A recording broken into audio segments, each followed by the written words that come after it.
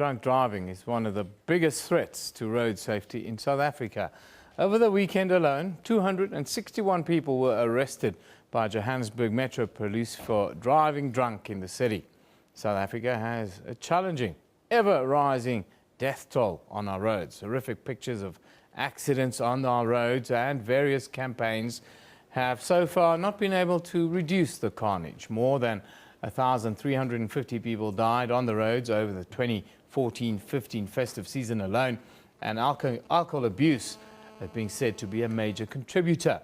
Now, South Africans Against Drink Driving, SADD, launched an AlcoFreeFeb campaign that coincided with legislation that is being mounted in South Africa of zero alcohol tolerance for drivers on the road. Now, the founder and director of South Africans Against Drink Driving, Caro Smit, is with us this morning, and then the chairperson of the Justice Project South Africa, Howard Dembovsky, joins us to talk about zero alcohol tolerance for drivers. Very good morning. Thank you for joining us.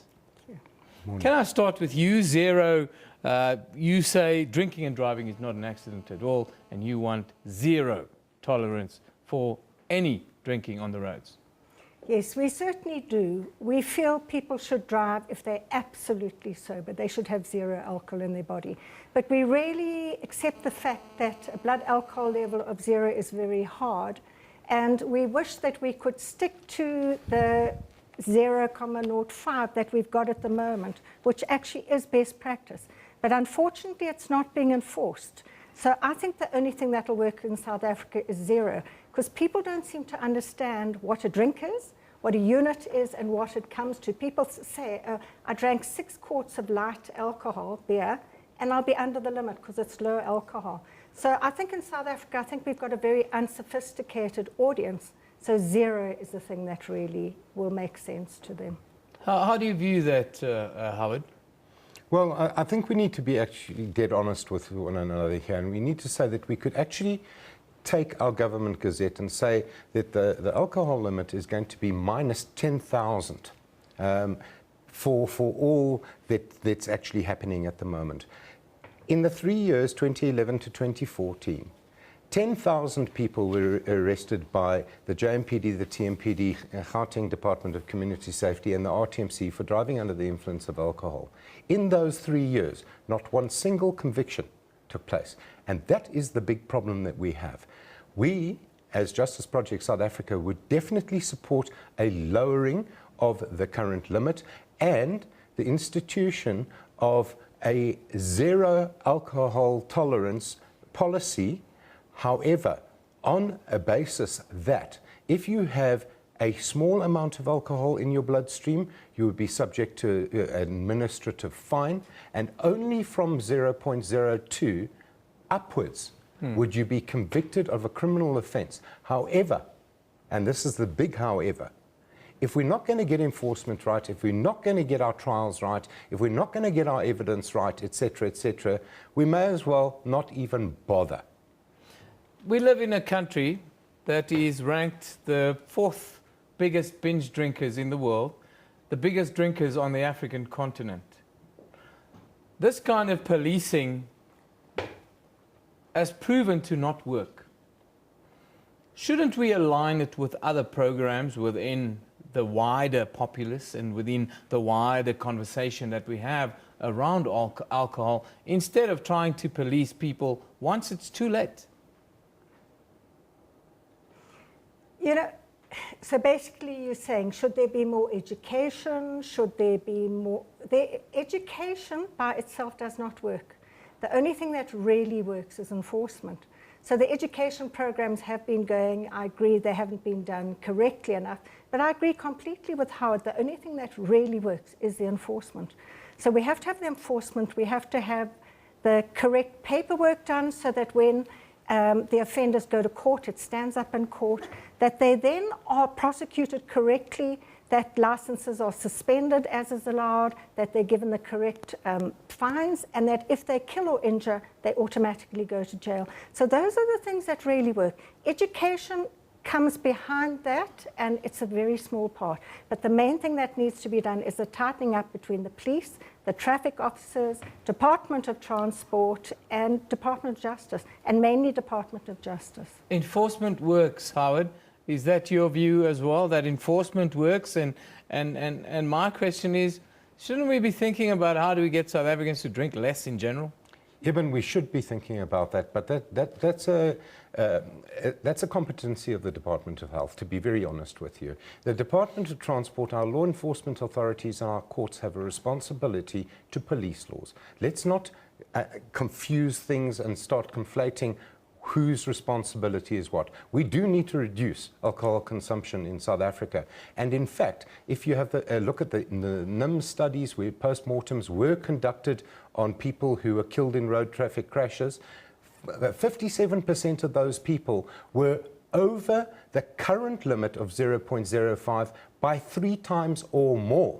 People don't just drive with a little bit of booze in their system, they get hammered and then they drive. And that is a big problem. But if you have a look at successful campaigns everywhere else in the world, particularly, we love comparing ourselves to Australia. We've done this a number of times on the show. Okay, in Australia, don't even think about it. It's very, very simple because they enforce it brutally, and they deal with it immediately. In South Africa, the State versus Hendricks case overturned the use of evidentiary breath testing equipment.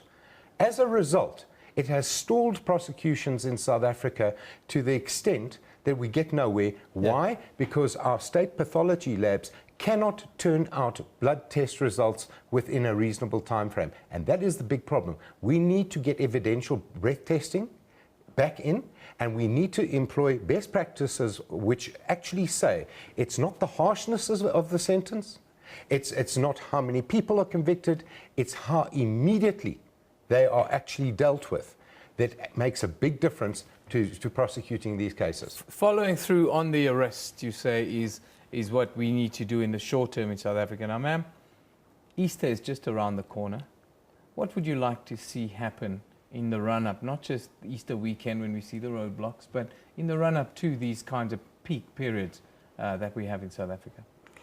Easter is not really a peak period. It's every single day people die. And in fact, Easter and Christmas are slightly safe on the road because they're more visible policing. So we would like this to be a 365-day occurrence, that the testing is done every single day. It's done in the morning, it's done in the afternoon, it's done at night. Every single time someone is stopped for speeding, they must be breathalyzed. Every time someone is stopped to check the tires, they must be breathalyzed. So we need people to know that they cannot get away with drinking and driving, that they're tested. Because in South Africa at the moment, people know the chance of them getting away with it are very good. I mean, I've driven for over 40 years. I've never been tested once. Why not? I'm a little white old lady. A little white old lady killed my child, and that's why I started SAD. Just test people, and then as Howard says, we need special drink driving courts so that the people appear in court the next day and the sentencing is very fast.